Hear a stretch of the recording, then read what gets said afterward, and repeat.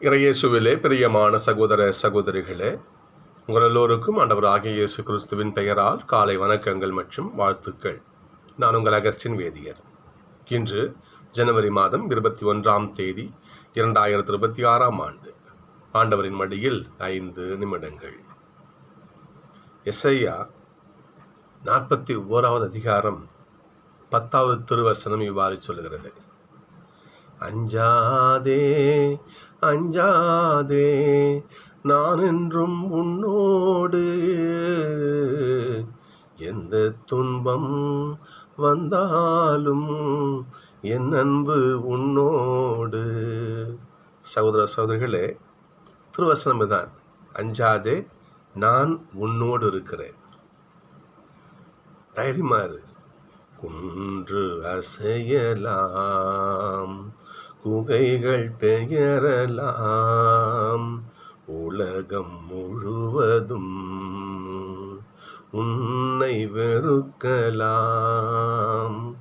எந்த நிலை தானானாலும் எந்த அன்பு மாறாது. அஞ்சாதே அஞ்சாதே, உன்னை நான் காப்பேன்.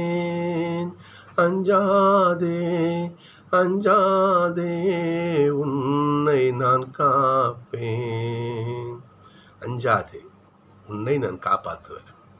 எந்த நிலையாகட்டும், இந்த உலகமே எதிர்த்து முன்னாடி நிற்கட்டும், நான் உன்னை காப்பது செய்வேன் என்று ஆண்டவருடைய வாக்கு தத்துவம் இது. இந்த வார்த்தை தான் இன்றைய தியானம். எவ்வளவு பெரிய படை கோலியாத்துக்கு முன்னாடி நிற்குது. பெலிஸ்தியர்கள் சிம்ம சொப்பனமாக வாழ்ந்தவர்கள், இஸ்ரேல் மக்களை ஆட்டி படைத்தவர்கள் முன்னாடி நிற்கிறாங்க. சவுலாத் என்ன பண்றாரு? மிரண்டு போய் நிற்கிறான். எப்படி அவங்கள ஜெயிக்க போறேன்னு சொல்லிட்டு தாவீது ஒத்தையால் முன்ன வந்து நிற்கிறாரு. பாருங்க, அரசே நான் பார்த்துக்கிறேன், நான் போறேன், அவங்கள ஜெயிக்கிறேன்னு சொல்றேன். உன்னால எப்படி முடியும்? பாரு, எவ்வளோ பெரிய படை. கோலியாத் அங்கே பாரு, நீ சின்ன பையன், அவன் அவ்வளோ பயிற்சி பெற்றவன், எப்படி? நான் பார்த்துக்கிறேன் என்று ஒரு ஆள் போறாரு. கையில் இந்த கவன் எடுத்துட்டு போறாரு. பாருங்களா, கோலியாத் சிரிக்கிறான், சபிக்கிறான். என்ன குச்சி எடுத்து வர நாயா, நானும் என்னை விரட்ட போறியா நீ? வரான். தாவீதுடைய வார்த்தை, கோலியாத், நீ எல்லாம் படை வீரரோடலாம் அலைஞ்சு பிடிச்சி கொண்டு வர. நீ உங்கள்கிட்ட படை இருக்குது, என் கூட என் படைகளின் ஆண்டவர் இருக்காரு. அப்படி வார்த்தையை பார்க்கணும். என் கூட இருக்கிறது அப்படி பெரிய மாபெரும் சக்தி என் கூட இருக்குது. உன்னையும் உன்னுடைய படை வீரர்களையும் வானத்து பறவைகளுக்கு இந்த விலங்குகளுக்கு இறையா போடுற மாதிரி வார்த்தையை பாருங்க. என் கூட ஆண்டவர் இருக்கார். கொண்டவன் கூட இருந்தா கூரையேறி சண்டை போடலான்னு சொல்லுவாங்க. ஒரே கல் கோலியாத்தை வீழ்த்துகிறார் தாவீது. சோசர்களே, கூட இருப்பவர் யாரும் உணர்ந்தா போதும், என் ஆண்டவர் என் கூட இருக்கார். எந்த நிலைதான் ஆனாலும் நான் அவனை கைவிட மாட்டேன். ஆண்டோடைய வார்த்தை இது. மோசே ஒரே ஆள் தான். யாத்திராக மாசி பாருங்க, ஒரே ஆள் ஒரு நாட்டை எதிர்த்து கிளம்புவார், கத்தி கலங்க வைப்பார். அவனுடைய வார்த்தை, மோசே நீ போ, நான் கூட இருக்கிறேன். எகிப்து என்பது எப்பேற்பட்ட பேரரசு. ஒத்தையாலா போயிட்டு மக்களை காவல் பண்ணி கூட்டு வர கடவுள் துணையோடு. சர்களே, நீ புதிய ஏற்பாடு பாருங்க பார்ப்போம். ஆண்டவர் அதாவது சொல்றது, ஏசப்போடைய வார்த்தை என்பது, வாழ்க்கை என்பது ஒவ்வொரு நாளுமே அவருக்கு போர்னு சொல்லலாம். ஒவ்வொரு நாளும் எதை செஞ்சாலும் அவருக்கு வினையா வந்து முடியுது பாருங்க. அவருக்கு இங்க பாருங்க பார்ப்போம். பார்க்குற ஒரு கை சுமை ஒருவன் குணப்படுத்தினாரா பாரு, ஓய்வு நாள் பார்ப்போம். அவர் எப்படி அவர் மேலே பழி சுமத்தலாம், எப்படி அவர் காலை பிடிச்சி வாழை விட அவர் கும்பல் ரெடியாக இருக்குது. தினம் தினம் போர் அவருக்கு, தினம் தினம் சண்டை போர் காட்சி தான், போர்க்கோளம் தான் வாழ்க்கை அவருக்கு. ஏசப்பாக்கு அவருடைய வார்த்தையை பாருங்க. சரிப்பா, தெரிஞ்சு போச்சு. ஓஹோ, இதான் பிளான் பண்ணி நிற்கிறீங்களா நீங்கள்? இன்னைக்கு ஓய்வு நாள். சரி, இந்த ஓய்வு நாளில் நல்லது பண்ணலாமா கெட்டது பண்ணலாமா சொல்லுங்க. என்ன சொல்லுவேன் நீ? கெட்டது பண்ணலாம்னு சொல்லுவியா நீ? இந்த ஆண்டவரை நாள், ஓய்வு நாள். சரி, அந்த ஓய்வு நாளில் நல்லது செலவு கெட்டது செலவு சொல்லுங்க. அவருடைய வார்த்தை. வாயடிச்சு நிற்கிறாங்க.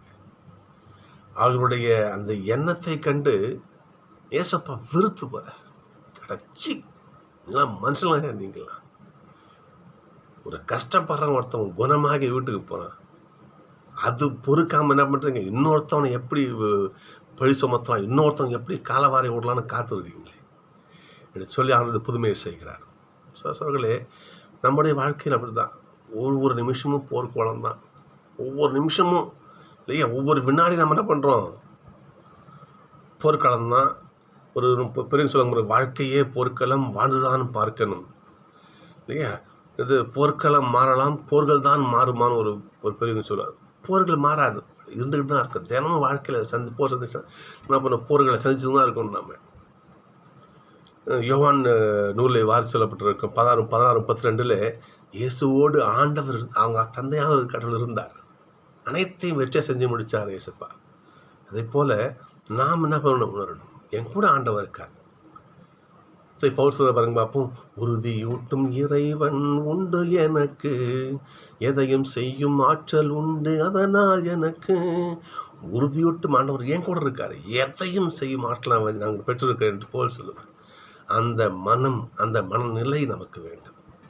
அப்படி இருந்தால் நம்முடைய வாழ்க்கையில் எத்தனை போர் வரட்டும், எத்தனை சண்டை சச்சரவு வரட்டும், எத்தனை பிரச்சனை வரட்டும், அனைத்திலும் வெற்றி நமக்கு. அனைத்து வெற்றி நமக்கு. எப்படி மோசே எப்படி அத்துணை பெரிய எகிப்து ராஜ்யத்தை ஜெயிச்சாரோ, தாவீது எப்படி அத்துணை பெரிய பெலிஸ்து அப்படி படையை ஜெயிச்சாரோ, ஆண்டவர் இயேசு இவ்வாறு தினம் தினம் ஒவ்வொரு மனுஷங்களை போர் தொடுத்து வெற்றி கண்டு இந்த உலகத்தை மீட்டார். அதே போல நாம் நம்முடைய ஆண்டவரை கையில் பிடிச்சிக்கிட்டுனா போதும், எதையும் வெற்றி கொள்ளலாம். எப்போதும் நமக்கு வெற்றி தான். நான் சந்திக்கிறேன்.